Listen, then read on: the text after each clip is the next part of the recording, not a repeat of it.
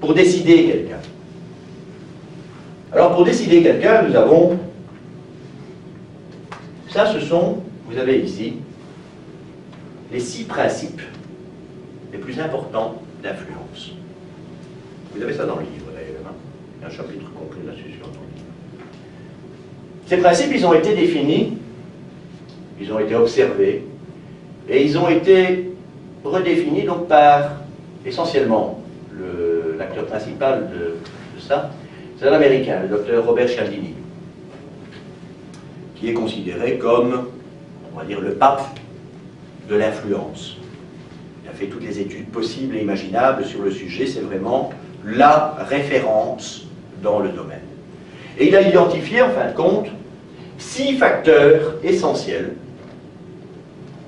6 boutons poussoirs. Observez bien autour de vous. Ne fût-ce qu'une chose, la publicité. La publicité est basée essentiellement sur ces 6 principes-là. D'accord? Plus d'autres petites choses, on va en parler après. Maintenant, si vous voulez faire des choses sympathiques aussi, c'est pas interdit, hein? Si vous voulez modifier, aider quelqu'un à modifier un certain nombre de choses, ou, soyons très pragmatiques, vous avez un client, ben vous ne l'avez pas forcé à rentrer, hein, quand même. Votre client, il a envie de faire des choses, mais il ne sait pas ce qu'il va choisir. Alors, tant qu'à faire, qu'il choisisse quelque chose de bien. Pas forcément. Dans la mesure du possible, c'est pas mal. En même temps, c'est pas forcément, parce que il vaut parfois mieux amener un client, par cohérence, à acheter, vous allez lui faire un petit cadeau, il va acheter quelque chose de pas trop cher d'abord, qu'il va essayer, il va tester votre service, d'accord?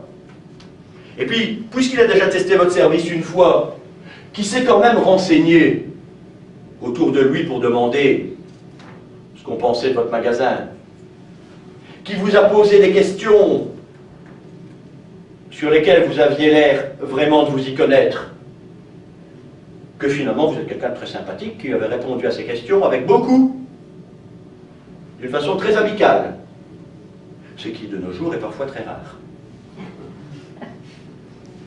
D'accord? J'exagère. Maintenant imaginez qu'au lieu de parler simplement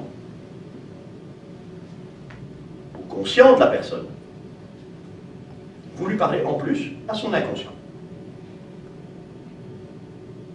À votre avis, vous allez augmenter votre chiffre d'affaires de combien?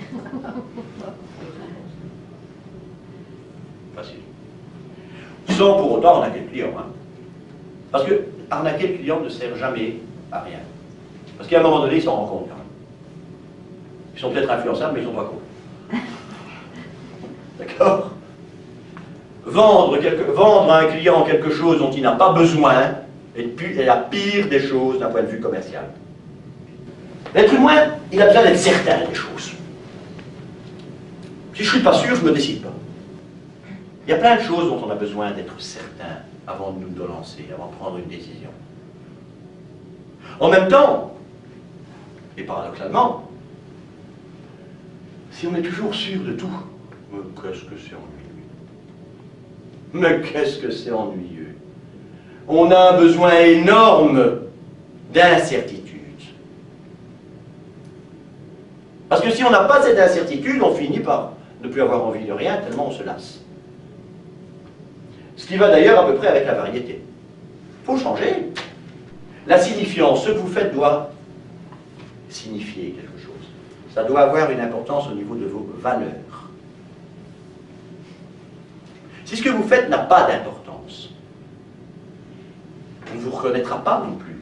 Et vous ne vous reconnaîtrez pas dans ce que vous faites. Donc si vous voulez que quelqu'un, par exemple, soyons directs, si vous voulez que quelqu'un fasse quelque chose pour vous, donnez une importance à ce qu'il va faire. Il faut que ce qu'il va faire signifie quelque chose. Signifiance. Besoin d'amour. Bon, soyons clairs. Qui dans cette salle n'a pas besoin d'amour? D'accord? Croissance et contribution. On n'aime pas stagner. Bon, là, ça dépend un petit peu des gens, mais c'est en fonction de son... Chacun en fonction de son niveau. C'est essentiel, les objectifs. Mais si l'objectif est trop grand, et trop loin, ah ben on va se fatiguer, hein. On ne se mangera pas. On ne mangera pas. Donc, petits objectifs découpés. Croissance. Contribution. Alors, le plus bel exemple actuellement. Et celui-là, moi, je le trouve, il est franchement pas mal. Cet exemple. Bill Gates. Bill Gates, Warren Buffett, et maintenant une dizaine d'autres milliardaires. Bill Gates a commencé distribuant 50% de sa fortune. Alors, est-ce que vous voulez hypnotiser quelqu'un pour l'aider, pour de la thérapie, pour l'aider à choisir plus efficacement ce qu'il va vous acheter? D'accord? Ça aide à la communication, ça aide à faire passer les choses. Simplement, il va falloir jouer sur un certain nombre de leviers. Alors ces leviers, on va les mettre en place avec toute une série d'autres choses, bien sûr. Comment va-t-on annoncer ces choses-là? Comment est-ce qu'on va les insérer dans une conversation normale? Parce que pour un thérapeute, c'est facile, hein? Quels sont les différents éléments qui rentrent dans une conversation, dans une communication verbale? Les mots, les verbes, le ton, le son de la voix, pardon, le rythme, tout à fait. Voilà. 30% de la communication sont verbales. Pas plus. À peu près 20%, entre 10 et 20% dans paraverbal, qui est la façon dont vous allez dire les mots. Et tout le reste dans le non-verbal. Donc c'est-à-dire la façon dont vous allez bouger. Quand vous n'êtes pas bien, d'une façon générale, vous allez regarder par terre. Il est quasiment impossible de se sentir mal en regardant en l'air. Pourquoi? Parce qu'on va jouer sur ce qu'on appelle nos modalités. Modalités, sous-modalités, c'est-à-dire sur nos 5 sens. Quand vous avez une émotion, vous allez regarder en bas. Quand vous entendez des choses, vous regardez au niveau de vos yeux, au niveau des oreilles. Quand vous visualisez quelque chose, vous regardez en l'air. Pour ressentir une émotion, il faut regarder en bas. Si vous regardez en haut, vous vous déconnectez des émotions. Donc s'il n'y a plus d'émotion, vous vous sentez pas mal. On va amener la personne à ressentir une émotion. On va l'amener à ressentir une émotion qui va correspondre à ce que nous voulons lui proposer. Alors, est-ce que vous avez une idée, par exemple, comment on fait des ancrages? Alors, nous avons d'abord les ancrages naturels, simplement. Un des ancrages les plus connus, c'est le « yes ». Vous avez déjà vu ça, hein? Yes. Voilà. Est-ce que ça n'est pas un ancrage verbal, ça? Yes? We can. Donc, la mise en état réellement de la personne qui est en face de vous. Et quand elle est dans le bon état, on fait un ancrage. Et un ancrage, ça peut être n'importe quoi. Ben ça, on va voir. Ça, il y a une journée complète presque de cours sur les ancrages. Parce que c'est quelque chose qui est d'une efficacité phénoménale. Maintenant, à nouveau, si vous rajoutez ça, tout ce qu'on a dit avant, que vous faites de la reformulation, mais que vous faites de la reformulation avec la bonne voix, au bon moment, pour créer la bonne émotion. D'accord? Et que vous dites d'accord toutes les 5 minutes, pour que vous me disiez oui. Parce que si vous me dites oui toutes les 5 minutes, la cohérence, vous me dites oui, donc vous allez continuer à me dire oui. Mais ça demande quand même un petit peu d'entraînement. Un petit peu d'entraînement. Mais par exemple aussi, ce qu'on va faire pendant la formation que je vais donner, c'est... Je vais reprendre par exemple certains discours. Des discours de gens connus comme Martin Luther King ou John Fitzgerald Kennedy. Et on va les découper. Parce que ces gens-là, à certains moments, ont réussi, eux, à décider des milliers de gens. Et en découpant le comment ils le font,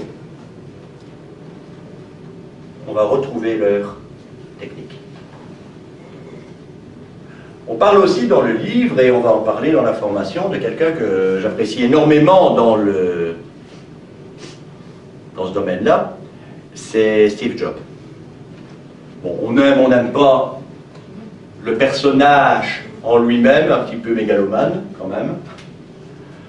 Il a créé Apple, il a inventé le Mac. Bon. C'est un des orateurs les plus extraordinaires que vous puissiez rencontrer. Et c'est surtout un modèle phénoménal d'influence dans ses discours. Parce que naturellement, on va aussi faire toute une partie sur le discours d'influence en lui-même. Parler à un public. Une formation qui se donne sur 3 week-ends.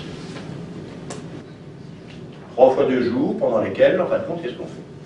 Mais on reprend tout ça. On a vu les besoins, on a parlé des besoins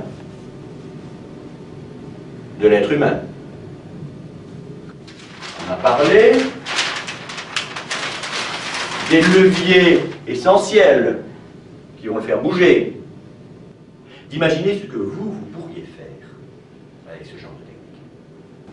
Une technique qui vous permet de communiquer en direct avec l'inconscient.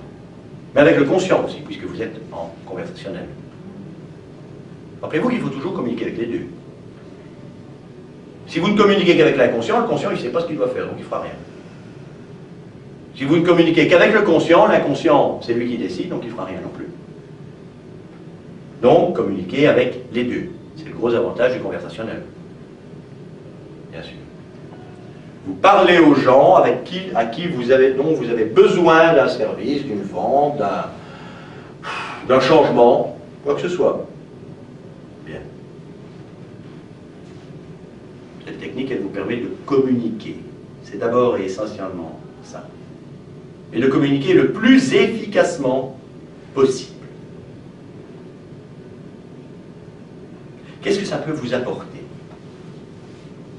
Se soigner différentes choses ou soigner les autres. Vous apportez un plus dans vos métiers respectifs. Ben, vous allez devenir des maîtres d'influence. Pas mal, hein? D'accord? Alors, tous ceux qui sont intéressés, bien entendu, vous êtes les bienvenus.